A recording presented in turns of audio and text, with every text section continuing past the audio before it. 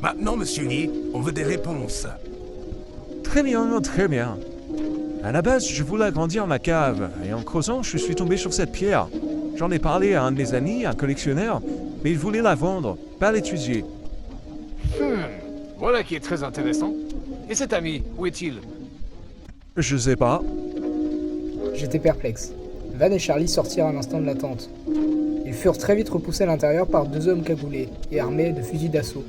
Tous les scientifiques levèrent les mains. Les mains en l'air! Cria le premier. Et personne ne bouge! Cria le deuxième. Tous deux s'approchèrent de la pierre. Elle est plus petite que ce que je pensais. C'est ce qu'elle m'a dit. Non, attends, non, c'est pas ce que je voulais dire. Ils prirent la pierre et s'enfuirent dans la forêt. Une multitude de soldats se lancèrent à leur poursuite. Van et moi les suivirent. Les soldats n'avaient pas l'air dérangés par notre présence, plus préoccupés par les hommes. Soudain, tous s'arrêtèrent. Un silence. Le lieutenant Stéphane s'avança. Restons vigilants, messieurs. Ils peuvent être n'importe où. Dans les arbres, dans les buissons, dans les campagnes, dans nos villes. Les soldats étaient sur les nerfs. Plus personne ne parlait.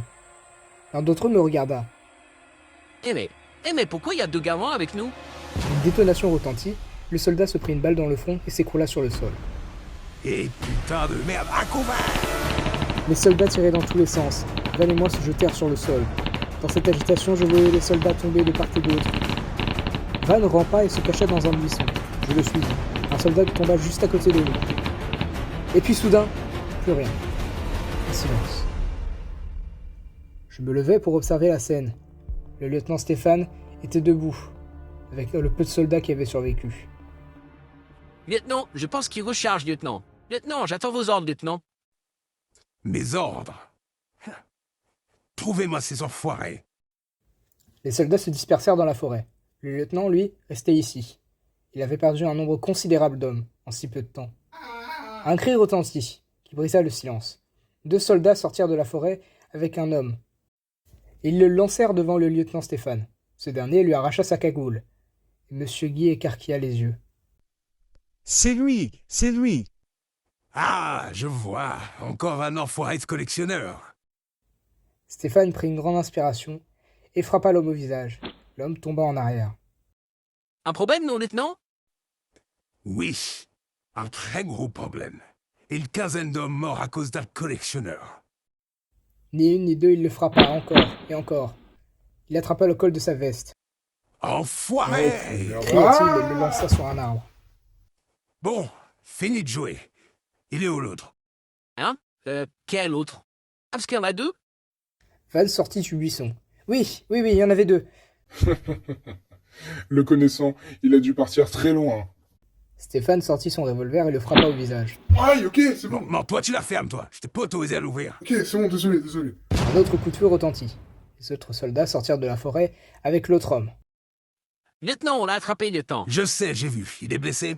Oui, mon lieutenant. On a accidentellement tiré une balle dans sa jambe, mon lieutenant. J'ai mal. Eh ben, qu'on l'embarque. Et interdiction de le faire passer par le pôle médical. Je sortis du buisson. Stéphane se tourna vers moi.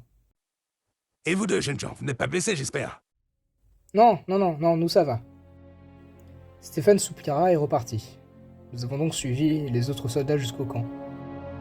Stéphane et deux soldats étaient assis dans une tente avec les deux collectionneurs, pour les interroger. On nous avait interdit l'accès à la tente. On n'entendait rien. Stéphane ressortit. Alors, qu'est-ce qui s'est passé? Des collectionneurs. Quelle surprise.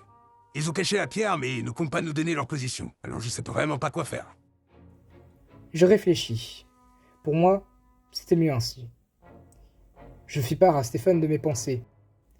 Et si au final, c'était mieux comme ça? Hein? Comment ça? Bah, c'est vrai, c'est mieux si personne la trouve. On sait pas si cette pierre est dangereuse ou pas, et si ça se peut, elle l'est. Donc oui, je pense que c'est mieux que la pierre reste où elle est. Stéphane resta là. Il réfléchit. Il attrapa un soldat par le bras. Vous, dites aux autres qu'on annule les recherches. Laissez la pierre où elle est. Comme a dit Gavin, je pense que ça vaut mieux pour nous tous. Oui, mon lieutenant, aux ordres, mon lieutenant. Monsieur Stéphane me remercia. Nous sommes retournés en ville avec mes amis et Monsieur Guy, et Marc, bien sûr. Une fois là-bas, je retrouvai ma mère, qui était morte d'inquiétude. Charlie lui raconta notre aventure, sans les détails sanglants. Stéphane me serra la main. Jeune homme, votre filet, bien que très inattendu, a été la meilleure possible. Je vous souhaite une excellente continuation. Il mit une main sur mon épaule et s'en alla, sans que je ne puisse lui retourner mes compliments.